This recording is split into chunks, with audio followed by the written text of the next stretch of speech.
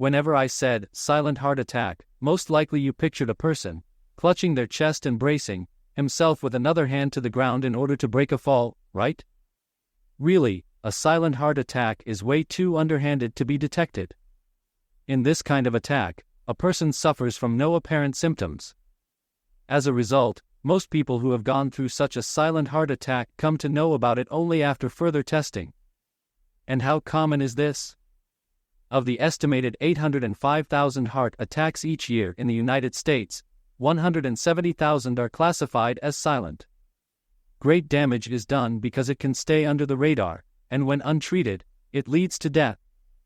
There are, however, some telling signs that may point to you being in the danger zone of a silent heart attack. In today's video, we will share with you the top 10 warning signs of a silent heart attack you should not ignore. Number 1. Trouble sleeping. This could be a sign of a bigger problem.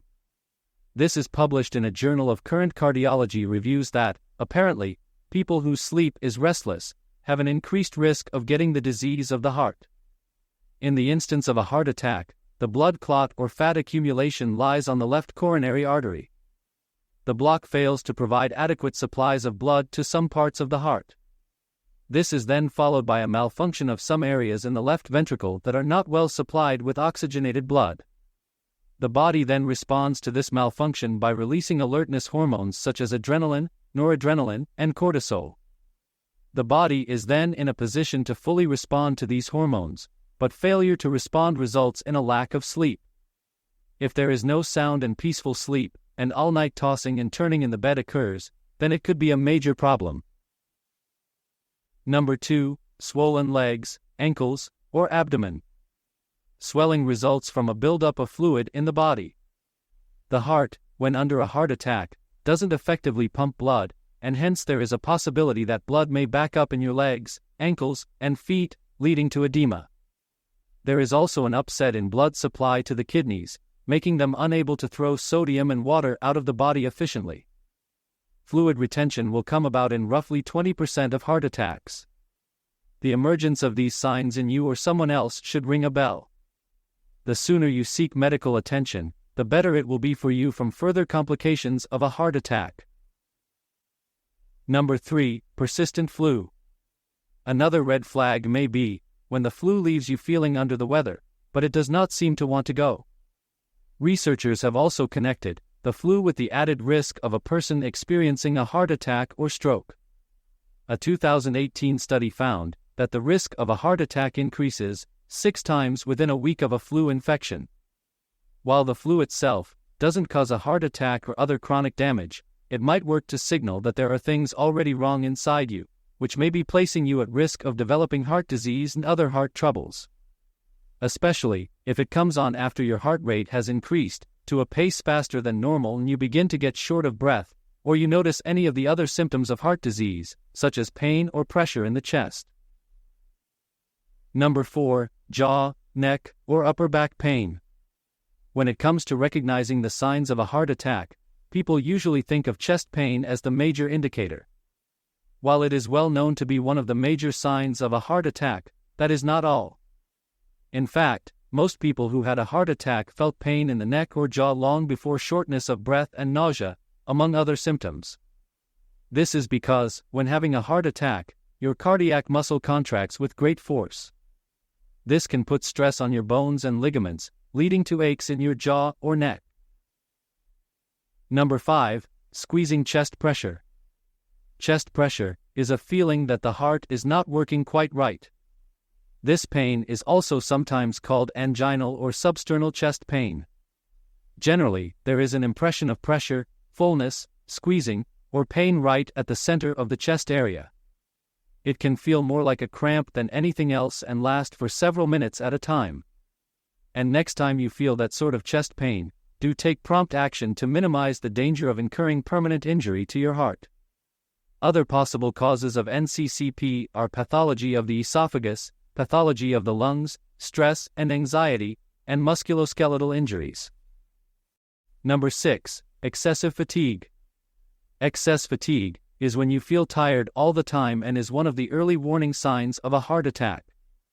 An American Heart Association study of 515 women who had a heart attack found that 70% reported unusual tiredness in the month or two before the attack. This happens because during an attack, there is extra stress on your heart in an attempt to pump blood while the passage of blood is blocked, hence making you tired. Where tiredness due to workload or a change in the sleep pattern is quite natural, if it surfaces without any reason, unexplained by any apparent cause, it could very well spell a silent heart attack. Number 7. Sweating. Sweating when one feels hot or during exercise is a natural process, and some amount of sweating is expected.